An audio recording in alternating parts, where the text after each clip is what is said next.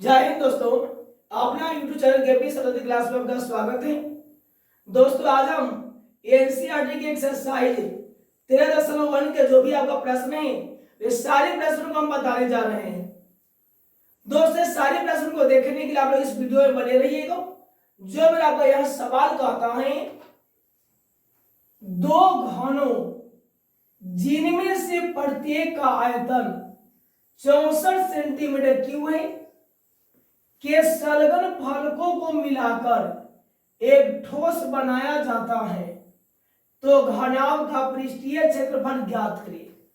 अब हमें यह ध्यान देना है कि सबसे पहले यहां जो मेरा सवाल का ये सवाल मेरा बहुत इंपॉर्टेंट प्रश्न है, यानी इस प्रकार के सवाल है परीक्षा में पूछा जाता है।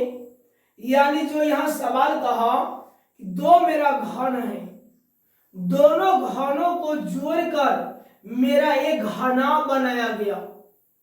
यानी ये जो मेरा प्रश्न है ये प्रश्न मेरा 5 नंबर में पूछा जाता है। यानी मेरा दीर्घोत्तरीय का मेरा प्रश्न हुआ, जो मेरा VVI प्रश्न है। प्रत्येक वर्ष इस प्रकार के सवाल है परीक्षा में पूछा जाता है। दोस्तों जो सवाल बताएंगे वे सवाल बिल्कुल आसान विधिया से बताएंगे। आपको 100 में 110% की गारंटी है कि आपको ये सवाल समझ में आएगी। हम जो भी सवाल बताएंगे सारा सवाल समझ में आएगा। यहां जो मेरा कह रहा है दो घन, मेरा दो घन मेरा बन गया। अब दोनों घन को गलाने की बाद मेरा एक घनाभ बना। अब सबसे पहले याद कर लेंगे कि मेरा घन का आयतन क्या दिया, 64 सेंटीमीटर क्यूब। आयतन दिया, भुजा नहीं दिया, आयतन दिया। यानी पहले घन के आयतन के माध्यम से घन का भुजा निकालेंगे।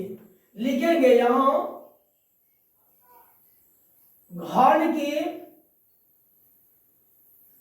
आयतन, फार्मूला होता है भुजा क्यूब।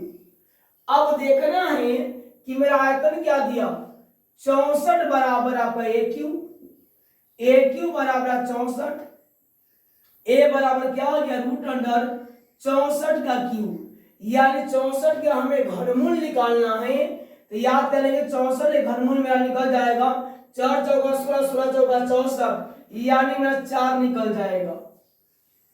अब हमें इस बात पर ध्यान देना है कि मेरा भुजा 4 निकला, यानी इस घन का भुजा 4 हुआ, ए भी घन का भुजा 4 होगा। तो घनाभ का लंबाई कितना हो जाए, दोनों को जोड़ेंगे, ए मेरा 4, ए मेरा 4, घनाभ का लंबाई कितना हो जाएगा दुगुना, यानी 4 दूना 8। जबकि घन के भुजा के दुगुना घनाभ का लंबाई होता है। चौड़ाई और ऊंचाई में कोई परिवर्तन नहीं होता है।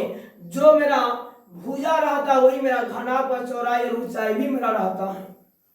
अब यहां 4, ये भी 4, घनाभ का लंबाई कितना 8 हो जाएगा, चौड़ाई मेरा 4 ही रहेगा, ऊंचाई मेरा 4 ही रहेगा। अब लिखेंगे यहां पुनः एल बराबर, यानी घनाभ का लंबाई 4, 4 मेरा कितना हो गया 8 सेंटीमीटर, चौड़ाई मेरा 4 ही रहा, ऊंचाई मेरा 4 ही रहा। अब यहां सवाल में कहा घनाभ का पृष्ठीय क्षेत्रफल ज्ञात करें। LBH के माध्यम से हमें घनाभ का वक्र क्षेत्रफल निकालना है। ध्यान देंगे गौर से, यहां